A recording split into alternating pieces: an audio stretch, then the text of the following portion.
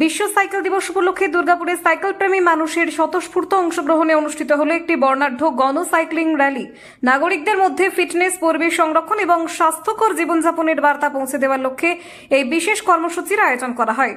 পূর্ব international স্কুলের উদ্যোগে এবং কেন্দ্রীয় যুব বিষয়ক এবং ক্রীড়া মন্ত্রক, sports authority of India, fit India, Khelo India এবং পশ্চিমবঙ্গ সাইক্লিং অ্যাসোসিয়েশনের যৌথ সহযোগিতায় অস্মিতা সিটি সাইক্লিং লিগ 2026 সাড়ম্বরে আয়োজিত হয়। এদিন সকালে দুর্গাপুরের গান্ধী ময়দান থেকে এই মেগা র্যালির সূচনা হয়। শহরের বিভিন্ন গুরুত্বপূর্ণ রাস্তা পরিক্রমা করে এই বর্ণময় শোভাযাত্রা র্যালিতে সব বয়সে সাইক্লিস্ট, ক্রীড়াবিদ, স্কুল কলেজের শিক্ষার্থী এবং সাধারণ মানুষ অংশ নেন।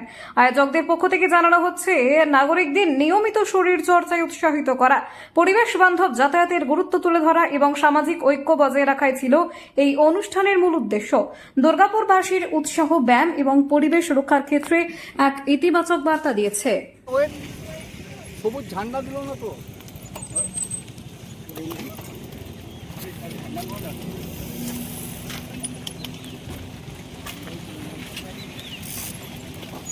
যে এই অনুষ্ঠানটার মানে উদ্দেশ্যটা কি এবং কতজন পার্টিসিপেন্ট এখানে পার্টিসিপেট করছে আজকের এই অনুষ্ঠানে?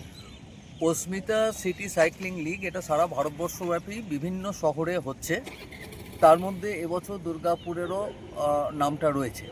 তো এটা generally ministry of youth affairs and sports, তার সঙ্গে খেলো ইন্ডিয়া, ফিট ইন্ডিয়া যুক্ত, মানে তারাই মেন উদ্যোক্তা, এবং তাদের সঙ্গে cycling federation of India and West Bengal cycling association, এরা সবাই মিলেই এটা উদ্যোক্তা। আর লোকাল অর্গানাইজার হিসেবে আমরা পূর্ব ইন্টারন্যাশনালের তরফ থেকে আছি এই অনুষ্ঠানটাকে দুর্গাপুরে সুস্থিরভাবে করার জন্য।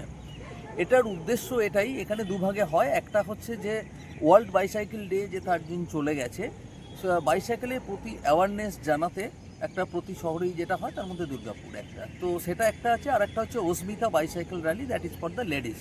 তো বেসিক্যালি মোটো 3টে। নাম্বার 1 হচ্ছে কি যে নিজেদের শারীরিক চর্চা বা শরীরকে ঠিক রাখার জন্য বয়স বাড়ার সঙ্গে সঙ্গে সাইকেল একটা অপরিহার্য, সেটার একটা প্রচার।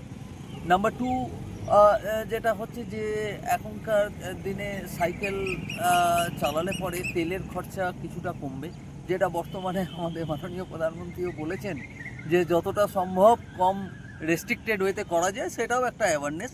আর 3 নম্বর হচ্ছে পরিবেশগত, যেটা আমরা যদি তেল কম পোড়াই, ডিজেল কম পোড়াই বা সিএনজি কম পোড়াই, তাহলে পরিবেশকে আমরা আরও সুস্থ রাখতে পারবো সাইকেলের মাধ্যমে।